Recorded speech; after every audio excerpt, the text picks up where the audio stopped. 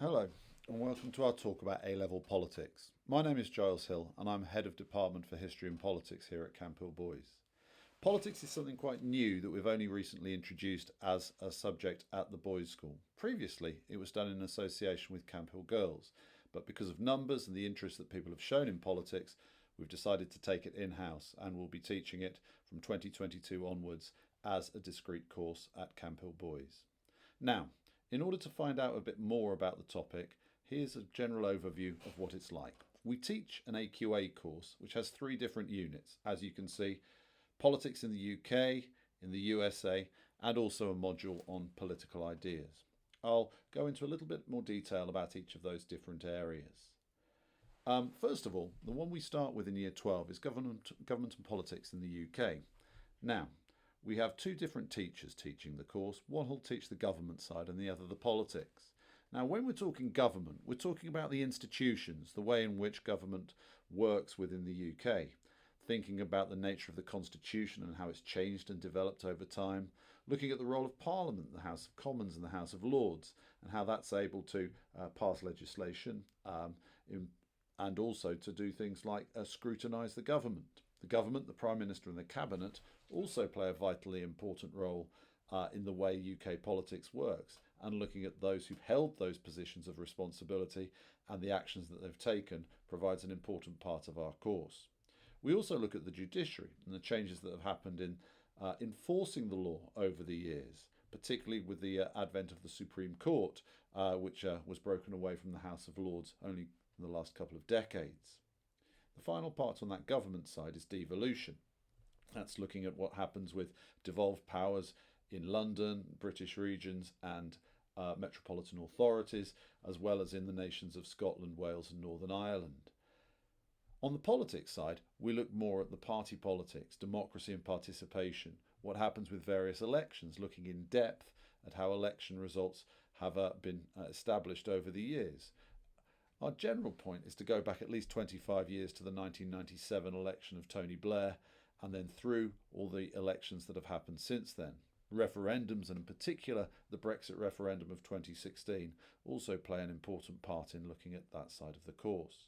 We look at all the different political parties in the UK, particularly Conservatives, the Labour Party and the Liberal Democrats, but also the national parties and some of the minority parties such as the Greens as well, and the impact that they can have not just in national politics but in local politics as well. Pressure groups play an important role in politics, and understanding their influence is another key aspect of what we do. Finally, there's a chance to look at the European Union and our changing relationship with Europe over the past 50 years, and how that's been a real bone of contention and something which I'm not sure is going to go away anytime soon. We also look at government and politics in the USA as a second part of the exam. Government looks at the American Constitution. Those founding fathers and those principles behind that Constitution were, in some respects, the very first modern constitution in the world. We look at the legislative branch, that's the lawmaking branch of Congress, the House of Representatives and the Senate, and the roles that they have, as well as the executive branch, where we look at the president and the way in which a president can wield their authority, and how, in some respects, how little power they actually have over anything other than defence and foreign policy. Then the judicial branch, the Supreme Court, for example, and other local courts within the United States who are there to uphold the law. On the politics side there, we look at the electoral process, how through primaries and through other processes people are chosen to be candidates and then to be selected for Congress or other branches of American government. There is also within America direct democracy, where a lot of decisions are made on the ground by the people when voting for other things, whether it's on drug decriminalisation or abortion. We see that there's a lot of areas where direct democracy works in America. We look at the political parties, the Republicans and the Democrats, as well as minor parties in America, and the role of pressure groups who play a vitally important role in keeping government and Congress in check. There is also an element on civil rights and looking at minorities and how over the years they've been able to increase their representation and the way in which they're able to do business in the USA. The final section of the course is political ideas. Here there are 4 different areas that we look at. 3 of them are compulsory: conservatism, socialism and liberalism. And following on from that, we have also chosen anarchism as our final topic area. Within each of them, we think of the key principles behind them, what they actually stand for, and the names of the key thinkers, philosophers, who've actually come up with many of these ideas and how we think about these things.